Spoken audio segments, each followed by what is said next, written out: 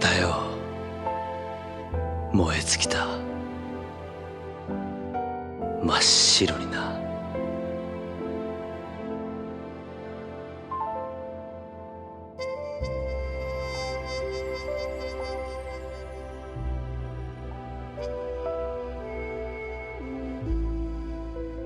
Finally finding something that you're passionate about is one of the greatest feelings you could ever experience. That one thing that you just happen to stumble upon now becomes the very thing that just ignites a crimson hot fire inside of you that can give you a whole new meaning to life itself. And I don't think there's a series I've read that I could relate to more than Ashita no Joe. And honestly, I think anyone can relate to what the protagonist Joe Yabuki has gone through to a certain extent, because I absolutely did. For those who haven't read Ashita no Joe yet, I absolutely recommend it. Despite it being a series from the late 60s, it still amazes me on how well it aged. To this day, its impact is felt in anime, manga, and pop culture. This series follows a young kid named Joe Yabuki as he goes from being a wandering street fighter to a rookie boxer. It's a really great underdog story and has a lot of well-written characters as well, and delivers with nearly every single fight this series has to offer. But despite these things I mentioned, the main thing I got out of the series has to do with something that drove Joe Yabuki to not only abandon his old life of needless violence and street fighting, but to better himself as a person. And that one thing that drove him to these ends is his undying passion. Passion isn't something that is easily realized. For Joe, it took months of endless training, blood and sweat for him to even realize that doing things like, per se, overcoming his rival is what gave him a sense of purpose in life. And today, I want to talk about the importance of this feeling. Like what can happen when you realize this passion, along with what could happen when you end up losing that passion. And while this video seems weird to some of those who have been watching me for a while, I hope at the end of the day that this video can help those who happen to experience the things Joe and even I experienced, because trust me, while finding that one thing you love doing is an incredible feeling, there are times of burnout, exhaustion, and even depression that happens. So I might get a little personal in this video because I know that there's at least one person out there who might need to hear these words of encouragement. So without further ado, let's get started.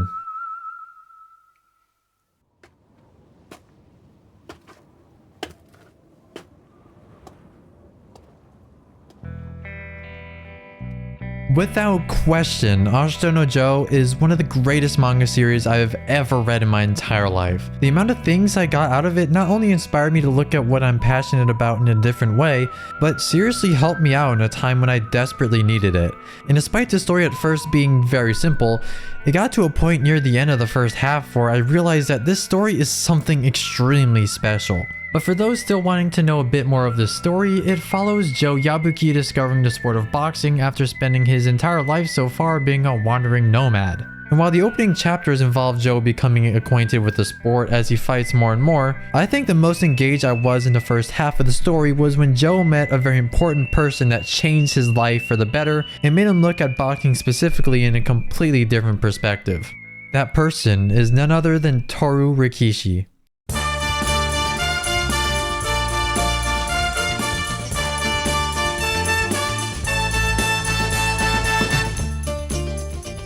It's incredible how much of an impact this character had, not only on Joe, but the people that experienced the series as well.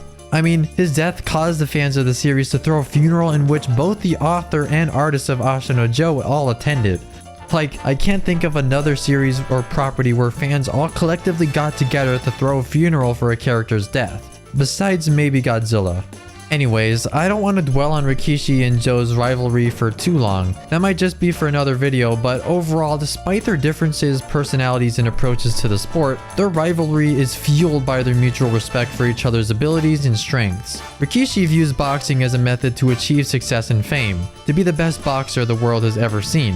But Joe views boxing as his one and only way to go through life. It's his only method to express his passion and prove his worth as a human being, since he's lived a life of loneliness and little to no purpose. In the end, their rivalry isn't just about winning or losing, but about the way they approach life and the sport of boxing itself. And it's their dedication overall to what inspired each other to chase their own dreams and ambitions and add more fuel to their endless flames of passion to the sport. And it's what made their final fight so incredible to experience.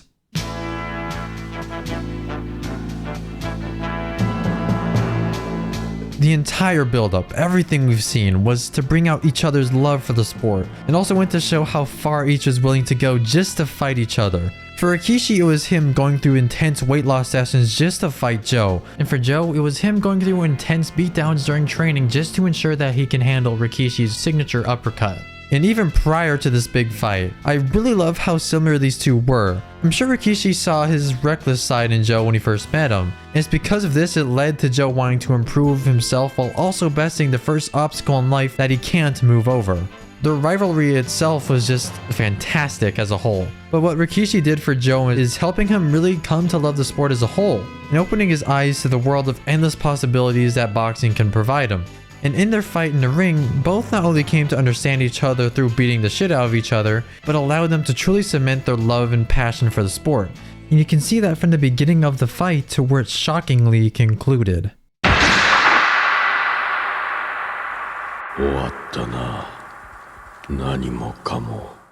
This is a damn cool moment. But despite that, what really shows this love for boxing that these two had was actually when Joe confronted Rikiishi after the fight concluded. You can tell that nobody here cared if they won or lost. They loved every minute of it. 参ったぜ力士。あそこでとどめをアッパーで来るとはな。さすが力士だ。参ったぜ。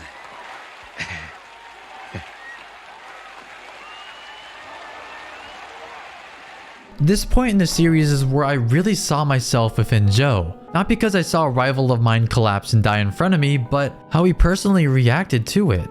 And while it was only for a few chapters in the manga, it had a tremendous impact on him going forward. Even to the last chapter, he still thinks about that fight and how it literally changed his life. But seeing how this death at first impacted him terribly and seeing him in this state is where I could relate to Joe. That one person that he could never beat not only bested him again, but he's gone forever.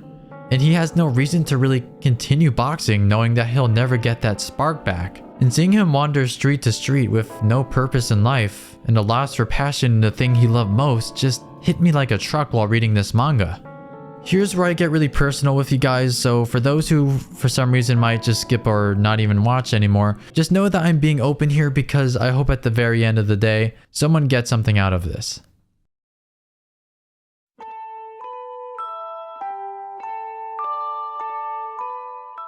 I've only read this manga around a few months ago, and as you longtime viewers might have noticed, I've been gone for a while, and it's not just because of things outside of YouTube that caused this to happen, but I just became depressed. Which is weird because for those of you who follow me on Twitter, I was looking extremely optimistic in the beginning of 2023. I had a plan for each month. I had an idea to tackle things that surrounded releases of series like Gundam Witcher Mercury, or the 3-hour video about what my favorite Gundam manga is. Not because I wanted to, but now because I felt obligated to. And while reading Ashita no Joe, specifically these parts of the series, I came to the realization that I might have just lost my passion in doing the thing I love most. I don't know if it's because I edited for other people for a long time now, not because of my experiences working with them. They've all been pleasant and are incredible people that I've had the pleasure to collaborate with, but I think it's because I had to stick to so many deadlines and focusing on putting something out just because I had to get it done. It might have just contributed to me feeling burnt out in the end, and I think I felt that the most around the time I was writing and editing a video for Gunbuster, one of my favorite series ever. In the middle of editing it, I just felt disappointed with myself because I thought it was a terrible video. I thought I wasn't good enough. I thought there were things I could have done better. I thought people wouldn't like what I made anymore. I thought they would lose interest in me if I did one little thing differently. Little by little, these intrusive thoughts just flooded me and just brought the worst out within me. And for weeks, I just couldn't shake that feeling that the thing I love doing the most isn't going to be the same anymore, and it's not going to be fun. And the more I do it, the more I eventually view it as a chore, something I have to do because I have to, and that I made an obligation to continue doing this as long as I can. I was extremely close to just deleting the channel that I spent this time building up. It was that bad. And it made me seriously question my future and purpose in life as a whole. This was everything to me. It was the way I got to express how I feel towards things. It allowed me to meet people that I'm friends with now. I got to do things I never thought I would ever be able to do in my life, and I was happy. And while I don't think the quality of most of my work is S-tier work, I was proud of it. It was something I made and something I took pride in. I was happy. I felt like it was not something I was good at, but something that can make me feel complete. Now that passion within me for content creation just disappeared. Like Joe, I had nothing else. I seriously just felt empty and hopeless and afraid of what the future had in store for me. It's thanks to the series, funnily enough, that made me remember what love and appreciation for stories that dwell on subject matter like grief, heartbreak, loss, or burnout. While it's usually hard to get through, it's something everyone in their lives can and will experience inevitably. There's even a character in the series that actually represents this fear of mortality and loss. But back on topic, I love these types of stories because it's always rewarding seeing these characters overcome these feelings of loss and grief that they have. Like for One Piece and Berserk, while being completely different stories, they tell a very similar type of story when dealing with loss and grief. Where both main characters eventually come to their senses once they realize that yes, what's gone is gone, but you can't exactly put together what's gone. You have to focus on what you still have. Stuff like that always get me because it's an incredibly relatable thing that anyone can experience. And while Joe does go through the cycle of depression and grief himself, seeing him come back from it is honestly inspiring because it's not an instant thing he overcomes.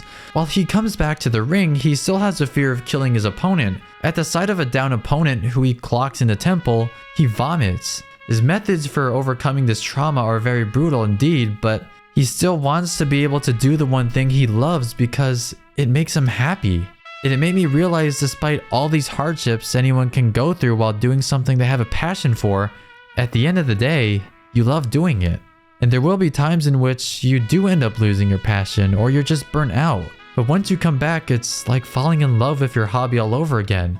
There's a scene in Ashita 2, the sequel series to the original, that brilliantly portrayed Joe's love for the sport that he initially started on a whim. Seeing him just remember what he loved doing, seeing him just shadowbox in the streets and come back to the friends he has, it's just so beautiful and reasons why I love this story so much.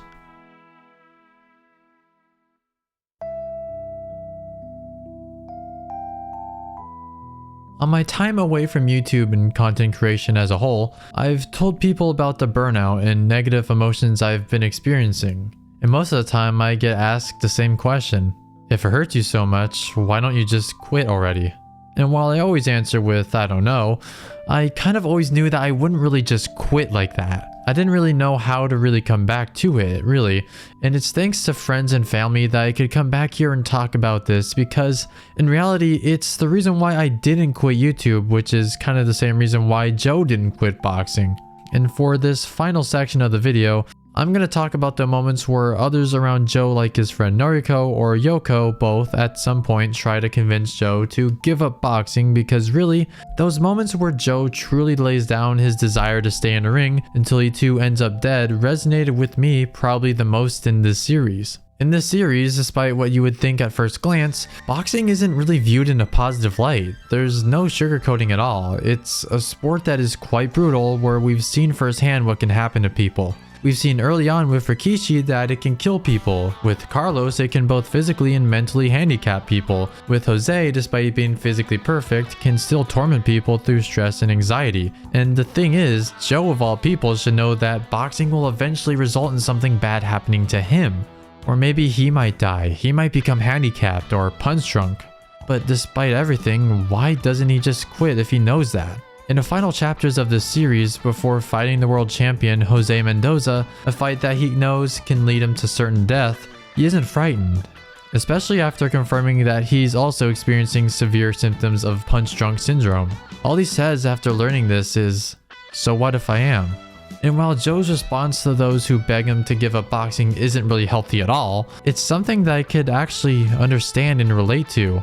And going back to the main question of why don't you just quit already if this thing hurts you that much, while what I have the passion for isn't as deadly and as brutal as boxing, I can't imagine a life without it. And at my point in life, I don't think I would really be comfortable with doing anything else besides editing or YouTube as something I'd have a clear passion for.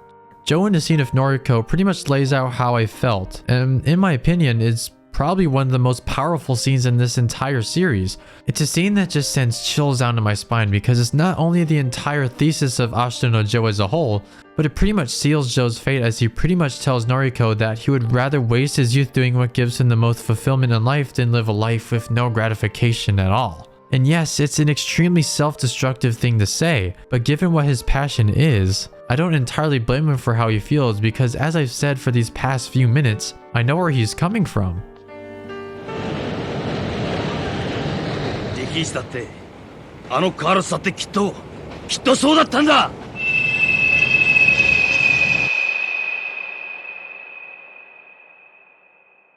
I know so many people, whether they're YouTubers, content creators, editors, audio engineers, or just artists. Many people who have these jobs that they have a burning passion for, but at times feel very burnt out and can have times where their health both physically and mentally affects them. Yet they still try to do what they like doing because it's that one thing that brings them the most joy in their lives. And I know this desire to see through your passion even when things are hard enough, because it reminds me of how the main artist of this series, Tetsuya Chiba, felt with this series.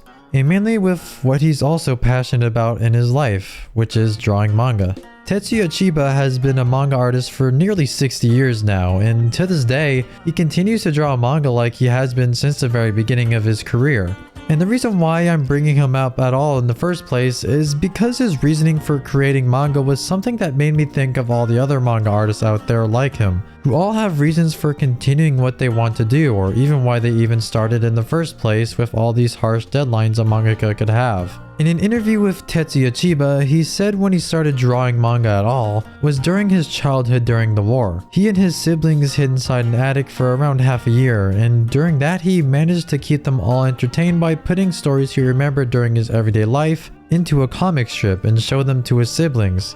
And because of that, they were entertained and were filled with joy during a time of war and horror. Chiba said that moving someone, making someone laugh, or even crying, I think it's amazing that you can do all that with just a single pencil. But I only really thought about that after I came back to Japan and started reading manga. When I was 6, I just made a few crude drawings, but even that made my brother really happy. His passion, something that not only brought joy and happiness to others, gave himself his own sense of fulfillment. And with this example of Tetsuya Chiba that I just mentioned, I did that to really show that no matter where you look, there's always people doing what they love doing, even though it's a hard thing to do. And there's not always a clear reason to why we even continue to do these things. Despite the damage boxing has done to Joe both physically and mentally, he still hops into the ring every single time. Despite the numerous hours I put into this dumb hobby of mine, where I still get little hours of sleep, I still do this. Even though it hurts us, even though it brings us moments of pain, why do we still do this to ourselves? Maybe it's because we're insane, maybe it's out of obligation, maybe it's because it's the only thing we know we could do in life. Or maybe it is because it's the one thing that will always bring us happiness and meaning in life. It's really hard to just put into words how that one thing that makes you happy really makes you feel deep down. To find your passion, that thing you genuinely feel complete doing, like I said in the very beginning of this video, is one of the greatest feelings you could ever feel in life. While there are certainly times where you can lose that passion, when you feel like it's exhausting or you're just burnt out, it is something that anyone can experience. I've thought I could never experience it, and yet I became burnt out. But those times are what determine if you really want to keep going on even when it's tough. Burnout isn't something that goes away on its own. Unless you address what's happening, it'll get worse. And while it is tough to get back up when this burnout keeps you down, regaining that passion is like falling in love all over again. I know I've been gone for months, and I don't want to make any excuses anymore. And I don't want to make any dumbass promises I can't keep anymore. I just hope that people who watch this know that if my uploading becomes less frequent, it's not because I'm abandoning this site. It's because I don't want to do this constantly, because I know people who do and hate what they're doing now and can't stop because they have to do this to survive financially. This is what I'm passionate about, and I want to keep doing what I want to do until I completely burn out like Joe. I want to leave a mark on this site with something that I could just take pride in. That one video I can look at and just be fulfilled with. And even with this video being kind of a mess, I just want to say for the record that this is probably my favorite manga of all time now. It's a series that made me remember what's important in life, that despite the horrible things that can happen to you out of nowhere, the things that you're passionate about can take you to heights that you've never even fathomed of before. And while the series makes notes of all the dangers of Joe's passion for boxing, the look on his face on his final moments says it all. and is one of the few moments in media where I could understand exactly what the character is thinking without words. It's a moment in of itself that touched millions across the world through how many times it's been referenced, all because of the impact of Joe and his endless flames of passion. Joe is one of those few characters in media where I can see anyone relate to any of these struggles he experienced. Not literally, but in a way that the world itself could seem to be against you for literally no reason whatsoever, and you have no control over it, as well as the feelings he felt towards the things he enjoys the most. And this reason alone is why I think this series is one that I will never ever forget. It's a fantastic series that helped me come back to the thing I'm passionate about the most. This passion of mine that makes my heart flare up like a burning hot fire. May only just be for a moment, but that fire can roar and erupt so bright and hot it's almost blinding. All that remains is ashes. No embers left, just pure white ashes. Thanks for watching.